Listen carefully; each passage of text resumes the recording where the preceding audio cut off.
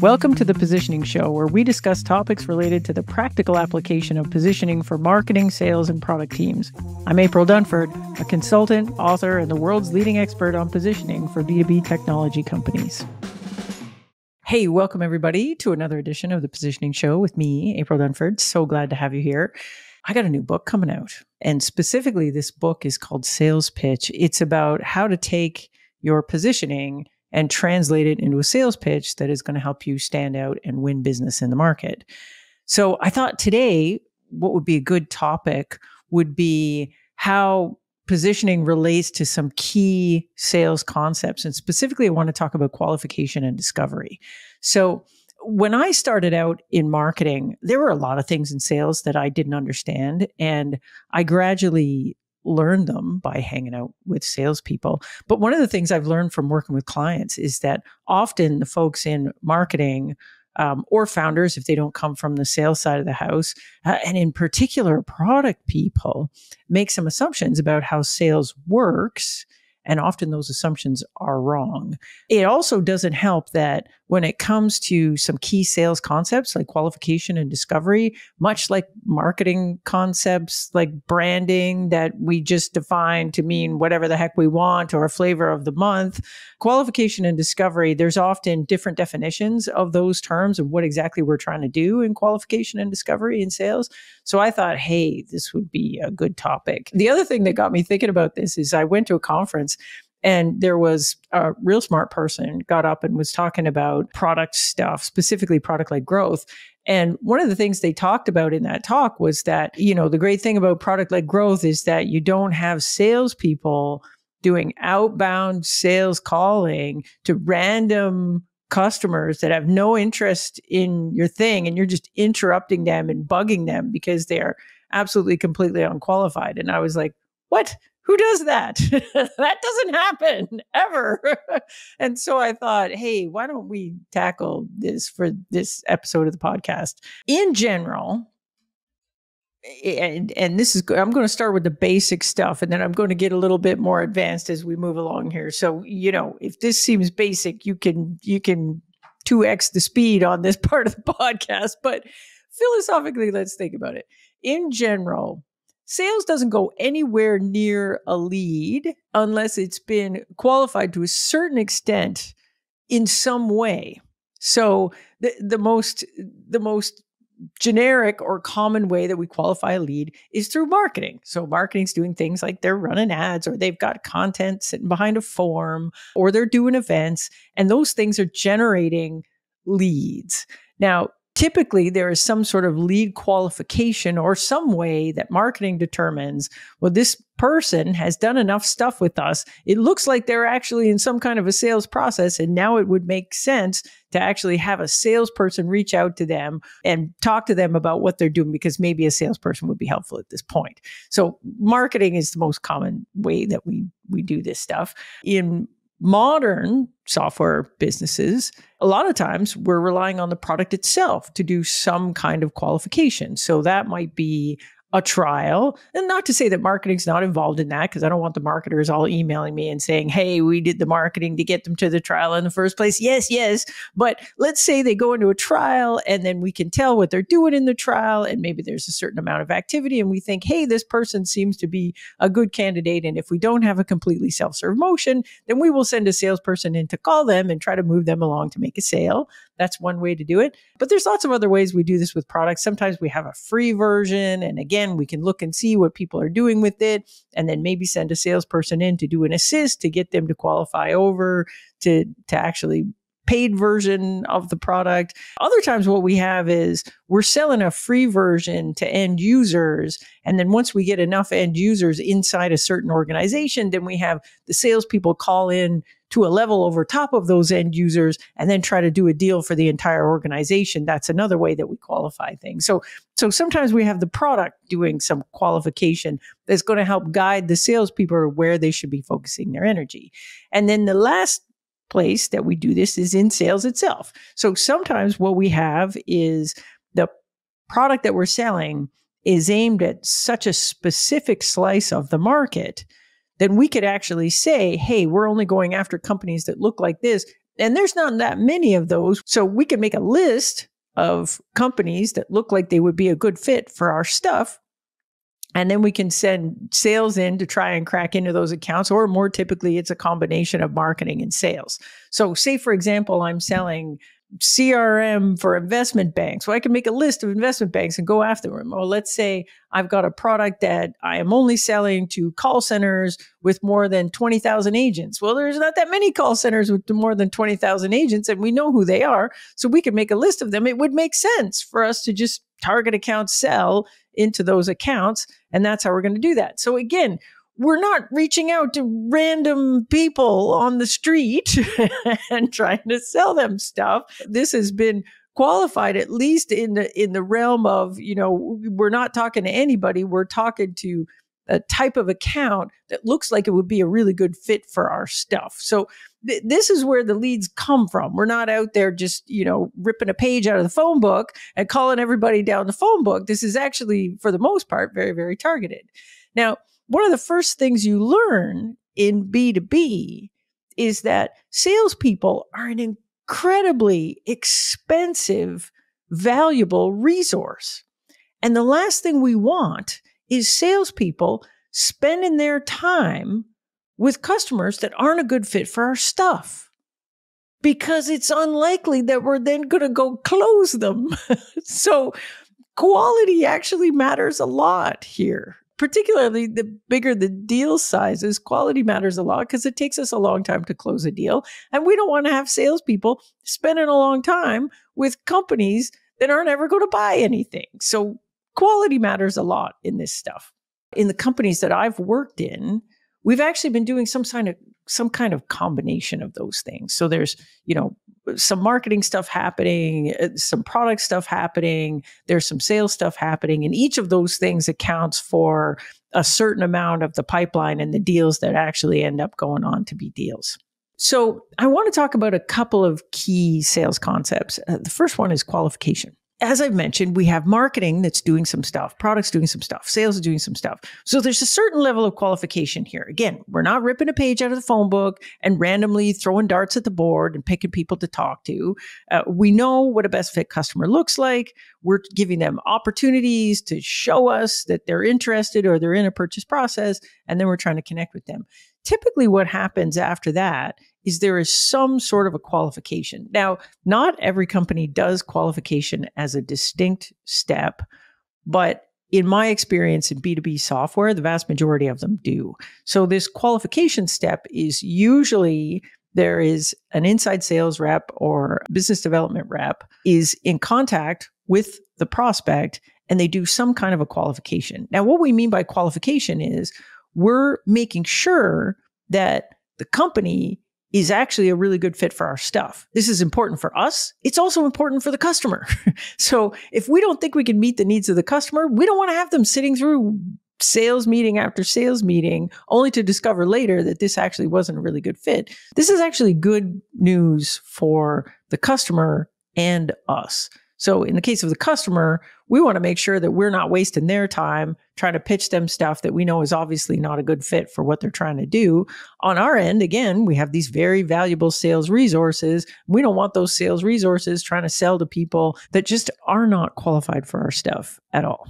Qualification can take lots of different forms. Like the typical traditional qualification is BANT criteria, which BANT stands for budget, authority, need, time frame. So we want to make sure that, they have the kind of budget. Our stuff isn't way too expensive for them. And so we want to make sure they have the budget to actually buy what we're selling. Otherwise it's pointless. Authority, are we talking to the right person? Is this the right person to champion a deal or get this deal to closure?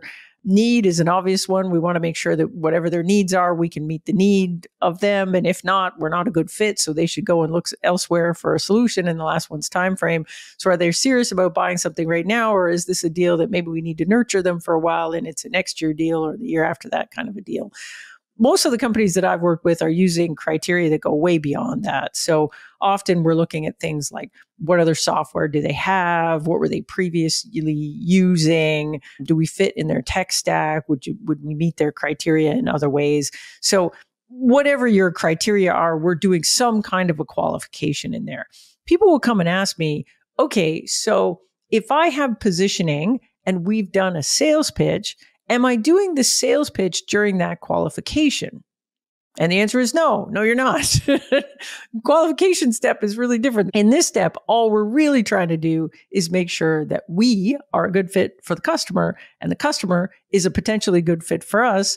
And then we get the agreement that we're going to move forward with a first substantive sales call. This is a sales call where we're probably going to give them a demo. We're going to get into some of the gory details. Usually in qualification, we don't have that much time to mess around with that stuff. So we're just trying to get the qualification, make sure that's good, move on to the next step. Now, some people prefer to do this qualification in a first substantive sales call. If you want to do that, that's perfectly fine. And in fact, if we have some kind of signal that the prospect is super qualified through something else that they've done, then sometimes we'll skip this and we'll try to do it in the first substantive sales call. But again, the majority of companies that I work with that are more enterprise software, they're doing qualification as a separate step before that. So when I think about our positioning and our sales pitch, it generally doesn't come into play that much at the qualification step, other than in our positioning, we have a definition of what a best fit customer looks like. And so we're trying to make sure that that customer ticks all those boxes. We're not necessarily launching into our full-blown sales pitch quite at this moment. So that's qualification. Now, qualification is not the same as discovery. Discovery is a completely different thing. So let me start by telling you what discovery is not. Discovery is not a therapy session where we go in and we ask the customer, hey, customer, tell me your problems. That's not what discovery is. At least I don't think that's what good discovery is. Discovery is not where we are asking the customer what their criteria are for a solution. Again, I think if we're doing it that way, that is bad discovery. If we're doing discovery in a way where we're asking them what their problems are or asking them what their criteria are for a solution, then I think we're missing a massive opportunity to actually have a back and forth and educate the customer a little bit on what their options are, including us as an option. Discovery is fundamentally different from qualification. So qualification is all about figuring out, is the customer a good fit for our stuff and are we a good fit for them? Discovery is more of a collaborative step where buyers and sellers get to find out more about each other. So for our part as a vendor, we're getting more information about the buyer's exact situation, the nature of the thing that they're struggling with, and importantly, we're getting a deeper understanding of the buyer's actual situation. We're getting a good understanding about what they're actually struggling with. We're also getting a good understanding about what they know and don't know about different alternative ways of getting that particular job done. For sellers, this is our chance to begin to share our point of view on the market. It's also a place for us to share or educate the buyer a bit on our perspective on the different approaches to the problem. It's also where we can start to share our opinion on what we think a really good path forward for the customer would be. In my opinion, discovery is a really critical part of a first call. It's super, super important. And yet, if you look at most first call pitch decks, there's nothing in the pitch deck itself that is specifically oriented towards discovery. So quite often what we've got is a pitch deck, but there's this idea that the rep is going to do discovery outside of that pitch deck, typically before the pitch starts. So what you've got is a rep attempting to do discovery, and then they kind of switch gears and go, okay, now we're going to get into the pitch. I think that's not the best way to do that. I think a really great sales pitch should actually have discovery integrated right into the sales pitch, because it actually is how we start to teach customers about our point of view on the market and what we think good solutions versus bad solutions look like. So I think that if product folks and marketing folks, so the folks that are working with sales on sales pitch decks, if they understood discovery better, I think they would build better pitch decks that would have discovery integrated right into the sales pitch story itself. So in the sales pitch structure that I use, discovery is integrated right into the first part of the sales pitch. So in my sales pitch structure, we have two distinct phases of the sales pitch. There's the setup and there's the follow through. The setup is where we do discovery. Now, in my structure, this discovery setup phase has three distinct steps. So we're going to start with our insight into the market. That helps us frame the discussion in a way that is very specific to us, as opposed to all of the other solutions that they could possibly pay attention to. So by starting with our insight, it basically says, hey, we look at the world like this, and this is something that we believe to be true about the market. And by the way, our competitors don't actually believe that to be true in the same way that we do. Then we move on to a step where we're looking at all of the alternative approaches that a customer could take, and we're having a discussion about the pros and cons of that. That is a very natural place to get an understanding of what is the customer doing today? What are they struggling with? What have they tried? What have they not tried? What do they understand about these solutions? What do they not?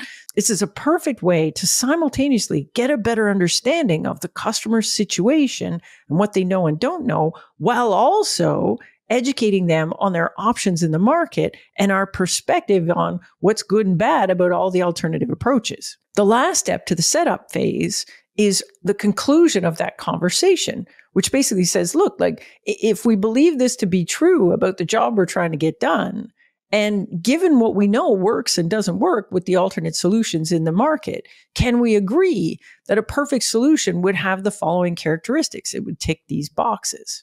So let me give you an example of this. So I'm going to take a really simple example, which is LevelJump. I love using them as an example because it's easy to understand. And they recently got acquired by Salesforce, so I won't get in trouble for talking about how their sales pitch works anymore. But anyway, so LevelJump is in the sales enablement space. And so if we look at their differentiated value, it's all around being able to measure the results of a sales enablement program or a sales training program using sales metrics. They're the only solution on the market that can do that. So if you look at the way they do the setup phase in their sales pitch, which is an essentially good discovery, it starts with their insight. So their insight is, hey, they're pitching to the head of sales enablement. Hey, head of sales enablement. Sales enablement is really important, right? Do you know why it's important? It's important because every day our reps aren't making quota costs you money. The head of sales enablement might not be used to thinking about sales enablement in exactly this way. The head of sales enablement might be thinking, well, this is just training and we're trying to get the reps trained, whatever. They're not necessarily thinking about the money value of that training. So right from the beginning, we're getting the customer kind of oriented to our point of view on the market. So we're coming out and we're making this statement. We're saying, look, our insight is like sales enablement's really important because every day your rep's not making quota costs you money. And in fact, they have some details about exactly how to quantify that. And then they say, hey, look, like there's lots of different approaches to this problem. Let's look at those. So the first one is we could put some shared stuff on a drive. That's okay if you're really small and you've just got a few reps. But the bad thing is, this tends to get to be the Wild West after a while. We don't know if everybody's using the right version of stuff. So we'll move to either a content management system where we could keep track and do version control of exactly who has access to what, or we could go really crazy and use a learning management system where I can set up courses and I can see who's done what courses. But none of these things will actually let me track the results of that sales enablement with sales metrics. Like if I did the sales enablement, does that improve time to first deal? Did that improve time for the rep to make quota? So in a sales conversation, this would be a discussion. So we'd be saying, hey, so we see people use these 3 different ways of getting this done. What are you doing today? Are you putting stuff on a shared drive? Did you ever move to a content management system? Oh, that's interesting. Have you looked at LMSs? Did that work for you? Maybe your company has an LMS. Have you considered using an LMS to do that? And we can have that discussion with the customer and go kind of deep on what their requirements are, what they're looking at, what have they done so far, what have they done in the past.